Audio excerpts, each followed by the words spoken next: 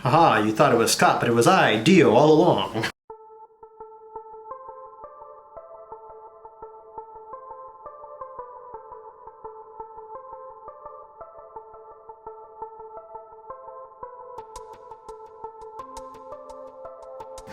Hey guys, it's Man the Dragon Tamer Team Forbidden, and yeah, you're seeing that right. You're seeing a solo Manny on a Blue Eyes profile. And that's, well, surprisingly enough, I found a pretty interesting and fun build for Blue Eyes. And the collector can attest to this, that when he saw what I was making basically consistently on the first turn to second turn boards I was making, it's insane, it's crazy, especially if you're able to, you know, pop off your abyss and all that.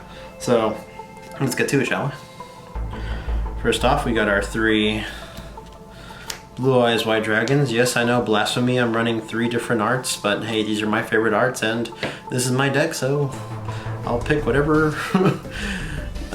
whatever art variation I want. Next to our 3 Blue Eyes, we got our 3 alternatives, because free summon and pop helps get rid of boards and sets you up for Synchro and Xyz plays. Next alternative, we got our 3 White Stone of Ancients, because we do run a lot of the level 8 Blue Eyes monsters, so it does help to send him to grave and basically summon all those from deck.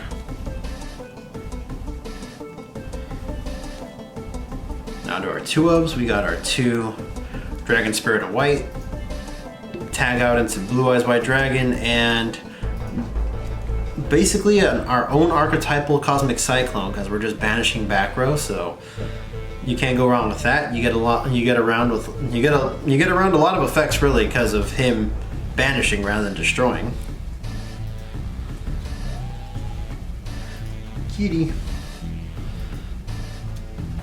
2 Sage, because free add a normal summon, or helps facilitate by sending stuff to the grave that we need for the summoning of a Blue Eyes monster from our deck. So, you know, he helps bring out a lot of our monsters that help us go into our combo plays. And speaking of combo plays, 1 Blue Eyes Abyss Dragon on summon, add a poly or a ritual spell. You'll see what I'm running here, so you're gonna see the spicy tech. 1 White Stone of Legend, because it's White Stone of Legend. Add a Blue Eyes, so, you know, what can you say about that? Maiden with Eyes of Blue, because it's Maiden with Eyes of Blue. Free summon from the deck, graveyard, anywhere really if you target her with anything, so it just works out with a lot of the stuff we have here. Effect Veiler if we don't have any upcoming plays and you just normal summon Sage to add a hand, so you have a disruption. A small chaos package here with Levianeer, Nebula, and Galactic Spiral. Most of your stuff is light, so most of the time you are monster reborning something back. A lot of the times that does tend to be the Synchro, because you will use the Synchro to either go into Azure Eyes or Spark or Moonlit Rose, and since they weren't properly summoned and they get sent to grave, it just tends, Sage, Stone of Legends, and Maiden, all of them, they just tend to be good banishing fodder for Levianeer to bring back your dragons for rank 8 plays or just a big swing for game. Then of course we do have Abyss, though. The return of Chaos Max in Chaos form. Yeah, you're seeing that right. We're running the ritual, and a lot of times when you're dropping this guy next to 38 and Spirit, people tend to have a hard time, because then they're trying to figure out, do they want to get rid of the negate or do they want to get rid of the indestructible boss monster? To help up our consistency, we have 3 Melody of the Awakening Dragons, because we do want to be sending our ancients to grave. Basically either be summoning our spirits to banish our opponent's back row or summon out Abyss to basically, you know, add Max in chaos form, because he can just do that on his end phase summoning of ancients. 3 trade-in, because we're running a bunch of level 8s that we want to send to grave. 2 Twin Twisters, because like I said, we just want to send everything we can to grave and have them all go off there. Double Dragon Shrine, because it's Dragon Shrine. Like I said, sending stuff to grave. 1 Call by the Grave, because we don't like stuff going off in grave, so you know, you're sitting on this and you're sitting on Spirit, you know, rip graveyard effects on it, right? And then Dragon's Mirror, because it's Dragon's Mirror, we do got a couple fusions in here. Onto the traps, we got 3 True Lights. And Manny, why do you have 3 True Lights?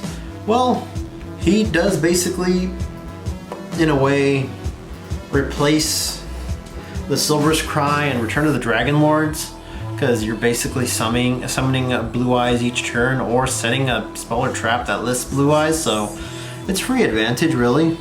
And then this is something that just came up in a duel I just had. If this face-up card is sent from the spell or trap zone to the graveyard, draw monsters you control. So that effect only goes off when it's destroyed. If it gets Cosmic Cycloned, you're still keeping your dragons. Keep that in check. Keep that in mind. Then, in terms of what we set, we got our Ultimate Creatures of Destruction. Just give our Blue Eyes monsters indestructibility, and they're basically destroying whatever they're going into battle with. And 1 Destined Rivals, because you're negating everything. You can't go wrong with a card that negates everything your opponent controls and something that's searchable because of True Light.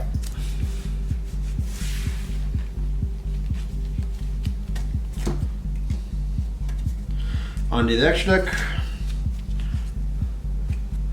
1 Black Rose Moonlit Dragon. It's a summoner from Spirit Dragon, so either a free bounce or destruction on your opponent's turn or your turn. Spark Dragon, in case we want to protect anything on our field or go into a ranked gameplay.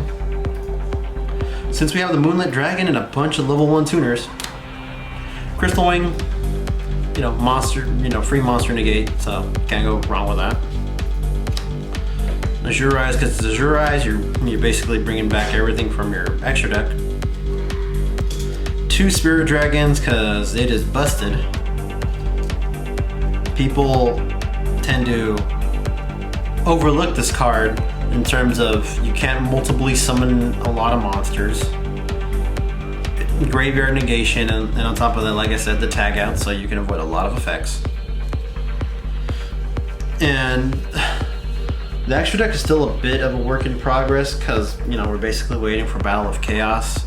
You know, every Blue Eyes player out there saw what we had, what's coming out there, so we're all expecting it. So I just have this in there as a bit of extra deck filler, really. Overlord of Heliopolis, he negates anything that targets our stuff in field, grave, or banished. Hope Harbinger, because it's Hope Harbinger. Spell negation and attack redeclaration. 107, because negate all face-up cards on the field, so can't go wrong with that. Cypher, because it's Cypher, you're stealing monsters. Galaxy Eyes Photon Armor, because free stack up on top of free pops. Same thing with Cypher Blade, free stack up on top of free pops.